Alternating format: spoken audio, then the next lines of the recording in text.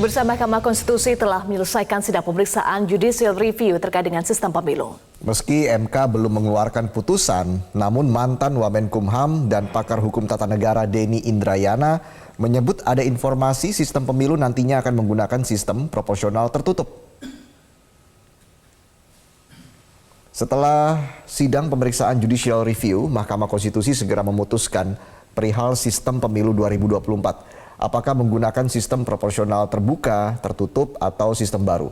Mantan Wamenkumham yang sekaligus pakar hukum tata negara Denny Indrayana menyebut mendapatkan informasi Mahkamah Konstitusi akan memutuskan pemilu legislatif kembali ke sistem proporsional tertutup dengan memilih tanda gambar partai saja. Dari informasi tersebut, Denny juga menyebut komposisi putusan 6-3 dissenting.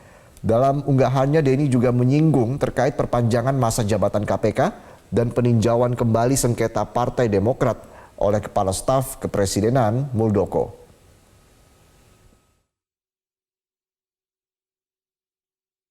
Saya menerima informasi yang tentu saya yakini dari sumber yang kredibel. Dan karenanya ini menjadi penting untuk diketahui oleh publik. Karena menurut saya, jika MK akhirnya memutuskan sistem pemilu kembali menjadi proporsional tertutup, ini akan menimbulkan persoalan-persoalan yang sangat mendasar.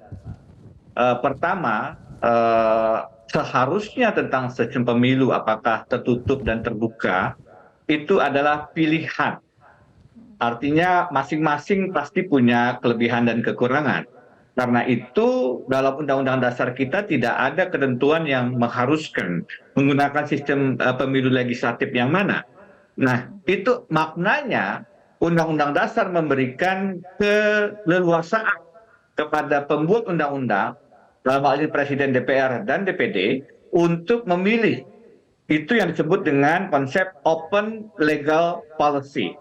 Bahwa MK tidak menyentuh wilayah pilihan-pilihan politik itu, diserahkan kepada pembuat undang-undang. Nah, kalau sampai MK kemudian menentukan bahwa yang terbuka lebih tidak konstitusional, yang tertutup itu lebih konstitusional, ini MK sudah masuk ke wilayah lembaga legislatif. Itu tidak boleh. Yang kedua, yang tidak kalah pentingnya adalah ini mengganggu persiapan pemilihan yang sudah berjalan. Jangan lupa, sekarang sudah didaftarkan daftar calon sementara anggota-anggota legislatif di pusat dan di daerah.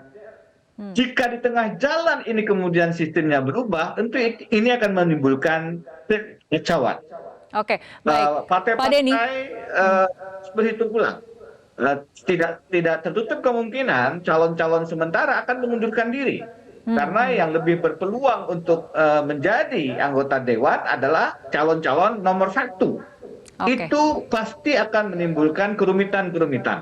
Di samping kesiapan KPU juga bisa terganggu.